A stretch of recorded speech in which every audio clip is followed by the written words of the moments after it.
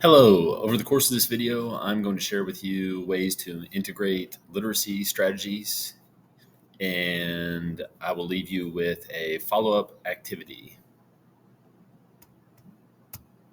So the majority of the strategies that I am going to cover today come from literature-based reading activities by Yap and Yap. It is the sixth edition.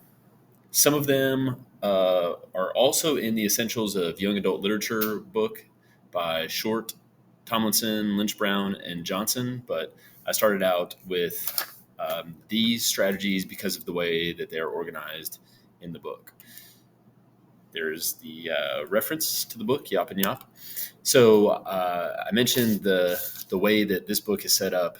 The activities are broken down into pre-reading activities, during reading activities, post-reading activities, and then writing activities. So I chose a few of my favorites that I'm going to share. So the four pre-reading activities that I particularly enjoyed were the anticipation guides, opinionaires, questionnaires, book boxes, and cover clues.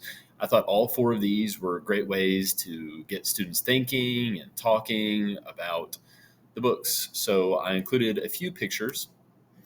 Here's a picture of an anticipation guide. And as you can see, there are four different questions. And in this particular anticipation guide, students just have to choose whether or not they agree or disagree with the statements. Obviously, an extension to this activity might be asking students to explain why they agree or disagree. And you could have them work with partners. You could have them, instead of writing about why they agree or disagree, you could have them talk with partners about why they agree or disagree. It could be a class-wide discussion about these different statements to get them thinking about the book and excited about the book. Similar to the anticipation guide is the opinionaire questionnaire option. There are a couple questions, a couple of example questions that might be shown on an opinionaire or questionnaire in a pre-reading activity. And students get to choose from multiple different options. So in the example of the anticipation guide, there was just an agree or disagree option. This gives more examples, or sorry, more options for student responses, which would be great for sharing different opinions and really getting students to respect differing opinions. I don't have a picture of an example book box, but I do have the example from the book on what might be included in the book box. So the objects that are included in this particular book box are a cork from cologne bottles, a fish hook, a silver dollar, a fancy key, a tiny wooden baby doll, and a stack of old letters. So each of those objects in the book box would relate back to the story, and it would get students in the right setting or maybe frame of mind for reading a particular book, trying to get them thinking about why those items might be included or why those items might be important to the story. And the last pre-reading activity I have is looking at cover clues. So I think it's important to point out to students that everything in a book, not just words, but also illustrations, are thought out and included on purpose. And so you can guide students through looking at a cover and why different things might be included on that cover. This is a summary of what a group of students thought about the cover, but it could be student-led, it could be teacher-led, but it's a great way to get students thinking about the different choices that authors and illustrators make. Some of the examples of activities that I particularly enjoyed from the Yap and Yap book on during reading were literature circles, investigator's notebook, character carousels, feelings charts, journals, and 10 important words. Out of these examples, I did not include any examples of literature circles. I'm not going to go into great detail on that because I know it's included later on in this class. I do enjoy literature circles and have used them at the fifth grade level and worked with them during my undergraduate degree in college too. I really enjoyed literature circles, but I'm not going to focus on that because it's one of our projects for later in the class. So an investigator's notebook, and you could do this. This is from after chapter 1. You could assign a few chapters and have it done for more than one chapter at a time, or even smaller segments depending on the length of the book. But on one side, you have the students noticing on what they know. And I love that they mentioned the page numbers too. They went back and actually notated where that was found in the book, and also what they think based on what they know and why they think that's so. That's really crucial and important for students to have proof for why they think the way that they do. So I enjoy Investigator's Notebook. I also enjoyed the character carousels. It's a great option. You could have uh, each of the characters in a different part of the classroom, and you could get students up moving around and putting down their thoughts on different characters, things they know about the characters, and also maybe particular opinions and thoughts too. Here is a graphic of the feelings chart, and I didn't edit that down to just the feelings chart, but this would be a great way to get students talking about how characters feel whenever a certain event in the story happens. This is from Casey at the Bat.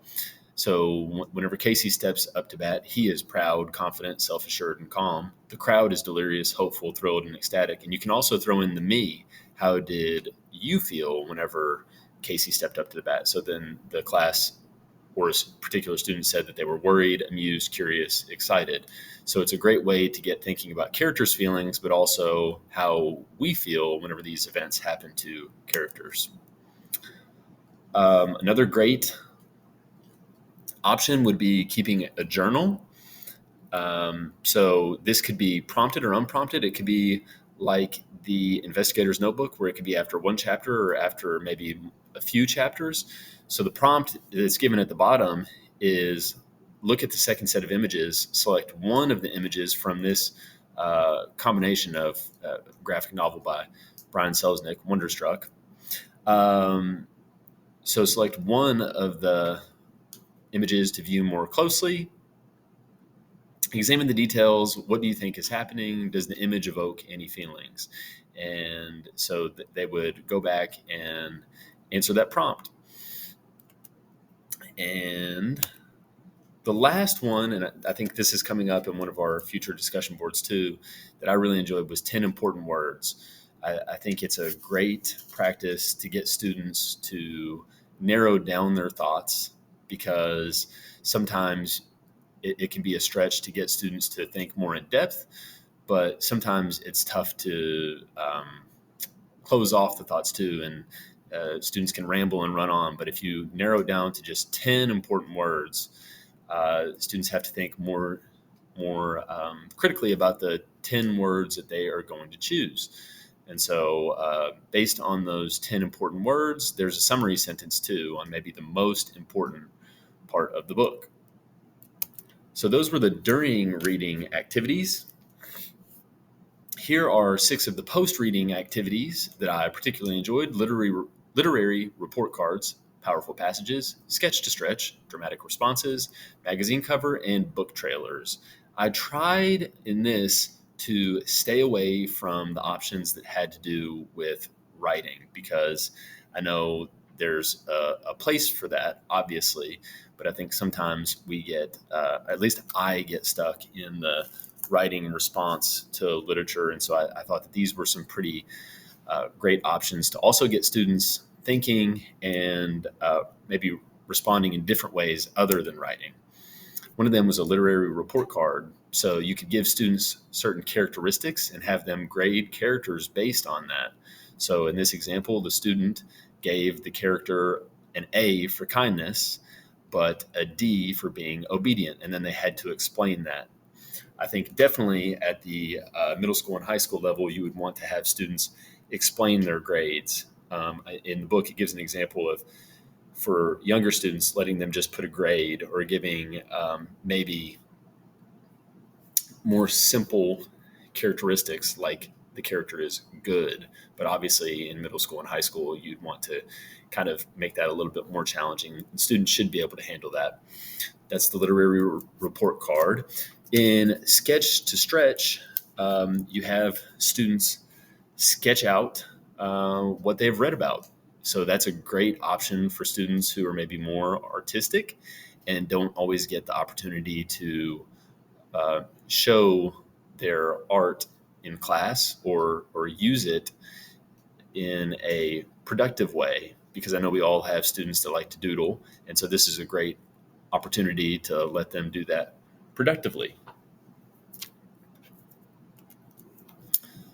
A great technology option would be creating a magazine cover. I know there's programs like Canva that would be great for that.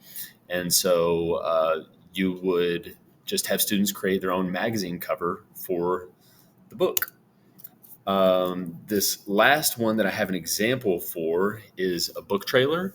And this is another great technology option. You could have students record this on their devices. Most students, at least every student in our district, has a Chromebook. And that's just kind of my assumption that if students are in the public school system, at least in the state of Kentucky, that they probably have some sort of device to use at school. But they could record their own book trailer. So they'd obviously want to give a summary and then record that summary to try to convince other people to read their book. Now, two of the options that I did not have examples for were powerful passages. So that would be having students go back and look in the book and find passages that they maybe found most powerful. If you wanted to have them go back and look in the book. And then one that I also enjoyed that goes along with the sketch to stretch was the dramatic responses. So this would be giving students an opportunity to act out plays as well, which was also in the Essentials of Young Adult Literature book.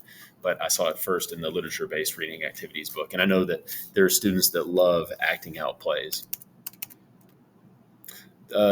Two examples that I chose from writing are Poetic Responses and a Graduated Pages book. There are three different poetic responses that were modeled in the literature-based reading activities book, and one of them was a found poem.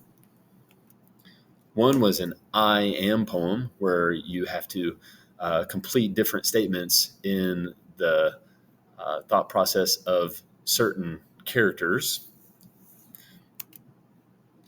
And another example was the Where I'm From poem, which is another one that you could write through the lens of a particular character. Each line begins with I am from, and then you complete that. And for the Graduated Pages books, this is what they would look like in the bottom center of the page once they are folded. But you would fold some pages and make sure that they are overlapping. That way you can easily turn the pages, and then you could staple it and make a book that you could flip that way. So I also wanted to include a couple of examples that I found in the Essentials of Young Adult Literature book by Short, Tomlinson, Lynch Brown, and Johnson. There's the reference for that. Some strategies I found there were the postful thinking, where students use Post-it notes throughout the book to mark places that they found particularly interesting or maybe insightful or powerful for their understanding of the book. There's also the option for literature logs, where students kind of log down their thoughts as they go, maybe a little bit similar to postful thinking, but without using the Post-it notes.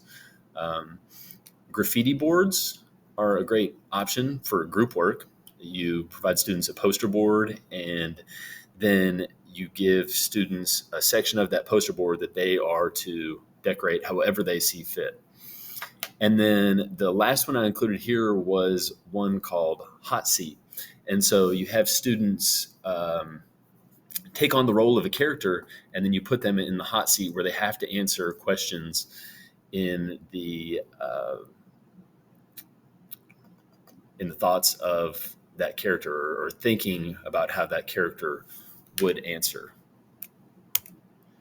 So my follow-up question to anyone that wants to respond to this particular video is this: Out of the following strategies that I went over, choose one that you would use in your classroom and explain how you would use it with a specific book.